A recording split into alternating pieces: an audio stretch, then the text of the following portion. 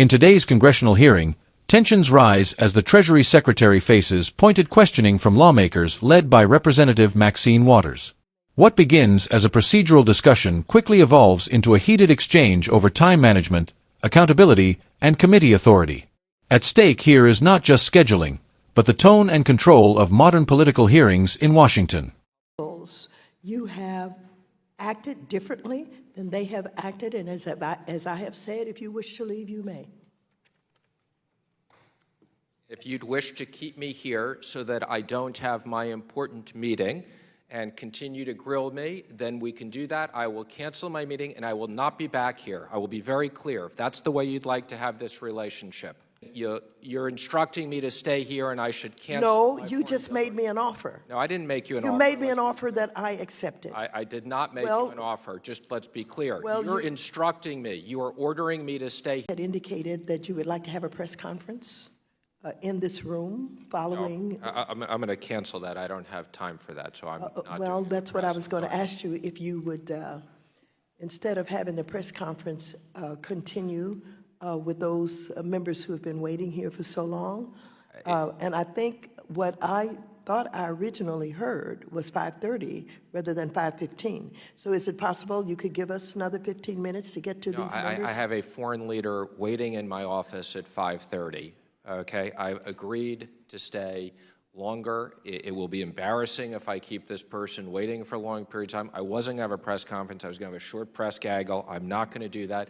And I've assured you, I'm happy to come back here and answer more of your questions. I respect the committee, and we want to have a good working relationship with you. So I hope you'll understand I'm already going to be late to my 5:30 meeting. I do understand.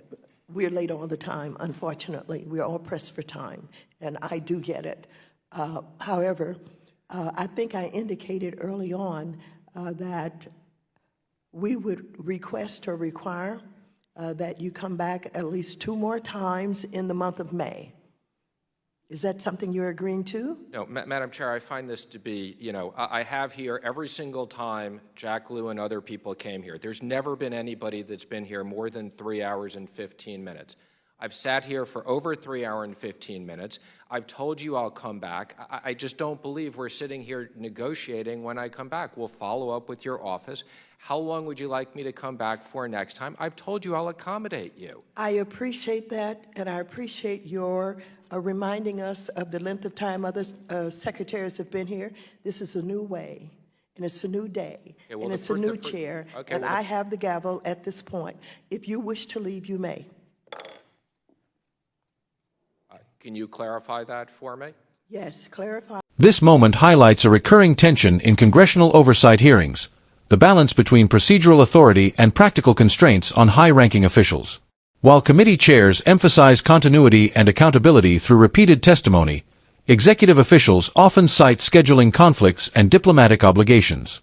The disagreement here is not just about time, but about institutional respect and power dynamics. Is it appropriate for committees to demand extended or repeated appearances, or does that risk turning oversight into confrontation? And on the other hand, should executive officials have more flexibility when balancing domestic hearings with international responsibilities?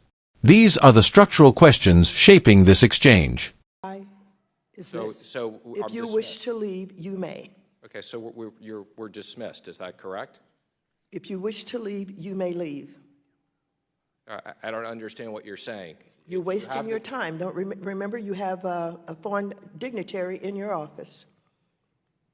I would just say that the previous when the Republicans, they did not treat the Secretary of the Treasury this way. So if this is the way you want to treat me, then I'll rethink whether I voluntarily come back here to testify, which I've offered to do. Mr. Secretary, I want you to know that no other secretary has ever told us the day before that they were going to limit their time in the way that you're doing. So if you want to use them as examples, you have acted differently than they have acted, and as I have said, if you wish to leave, you may.